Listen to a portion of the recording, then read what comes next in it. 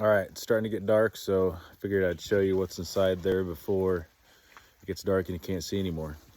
So here, I'll show you what's going on.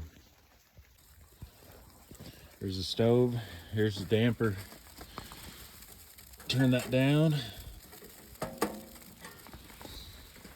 Come over here, you can see the temp inside. It's 130.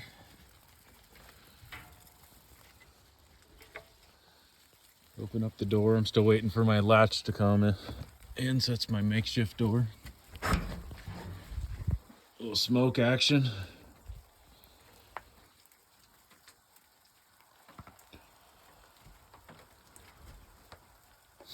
There's the bacon in the front. There's ham.